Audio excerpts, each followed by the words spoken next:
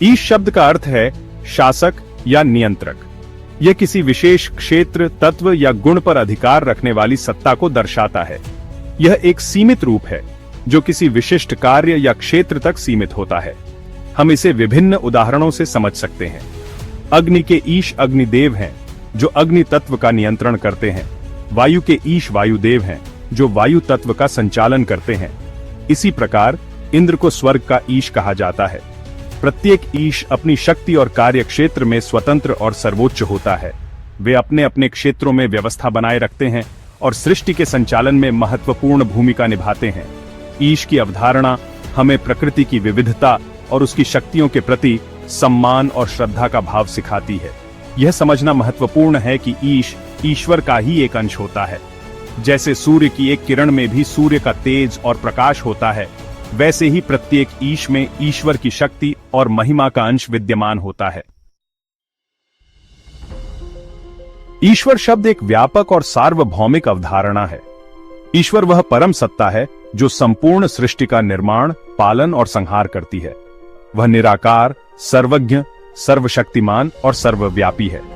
ईश्वर किसी एक रूप, नाम या गुण तक सीमित नहीं है। वह समस्त ब्रह्मांड में व्याप्त है, हर जीव और जड़ में विद्यमान है। वह निर्गुण है, अर्थात उसमें किसी भी प्रकार के गुणों का अभाव है। साथ ही वह सगुण भी है, क्योंकि समस्त गुण उसी से उत्पन्न होते हैं। ईश्वर को समझने के लिए मन और बुद्धि की सीमाओं से परे जाना होता है। वह अनुभव का विषय है, ज्ञान का नहीं। वह भक्ति और ध्यान के माध्यम से अनुभूत किया जा सकता है। ईश्वर की शक्ति और महिमा अपरंपार है। वह समस्त सृष्टि का आधार है, उसका पालनहार है और अंततः उसी में सबका विलय होता है। भगवान शब्द का अर्थ है जो 6 गुणों से युक्त हो। ये 6 गुण हैं ऐश्वर्य, धर्म, यश, श्री, ज्ञान और वैराग्य। भगवान वह है जो इन 6 गुणों से परिपूर्ण हो। भगवान का रूप साकार और सगुण हो सकता है, जैसे भगवान राम, कृष्ण, शिव आदि। ये साकार रूप भक्तों को मार्गदर्शन और प्रेरणा प्रदान करते हैं। भगवान अपने भक्तों के प्रति करुणावान होते हैं और उनकी प्रार्थनाओं का उत्तर देते हैं। वे धर्म की स्थापना करते हैं और अधर्म का नाश करते हैं। भगवान का स्मरण, ध्यान और पूजन मनुष्य को पापों से मुक्ति और मोक्ष की प्राप्ति कराता है। भगवान का साकार रूप निराकार ईश्वर को समझने का एक माध्यम है। यह भक्तों के लिए सरल और सुगम मार्ग है। ईश, ईश्वर और भगवान, ये तीनों शब्द एक ही परम सत्य के विभिन्न पहलुओं को दर्शाते हैं।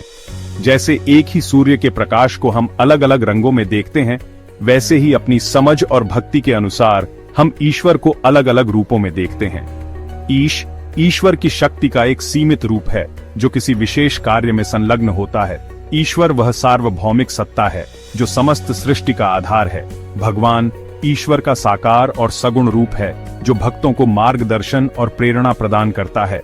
उपनिषद और गीता जैसे ग्रंथ हमें ईश्वर और भगवान के स्वरूप को समझने में मदद करते हैं। वे हमें बताते हैं कि ईश्वर एक है, लेकिन उसके रूप अनेक हैं। महत्वपूर्ण यह है कि हम किस रूप में भी ईश्वर की आराधना करें, हमारा लक्ष्य उस परम सत्य की प्राप्ति होना चाहिए। ईश, ईश्वर और भगवान, ये सभी हमें उसी परम लक्ष्य की ओर ले जाने वाले मार्ग हैं। मुझे अल्फाटब क्यों पसंद है? अल्फाटब छोटे बच्चों को कम उम्र में ही सनातन मूल्यों, ज्ञान और शब्दावली से परिचित कराने के दिलचस्प तरीके प्रदान करता है। अल्फाटब बच्चों की शिक्षा के लिए एक अनूठी अवधारणा के साथ एक शब्दावली किट भी है। यह स्कूलों में भी एक बेहतरीन किट के रूप में काम कर सकता है। माता पिता अल्फाटब मोबाइल ऐप का उपयोग करके बहुत सारे टब शीट और टब कार्ड बना सकते हैं और अल्फाटब का उपयोग करके मजेदार गेम के माध्यम से अपने बच्चों के साथ जुड़ सकते हैं।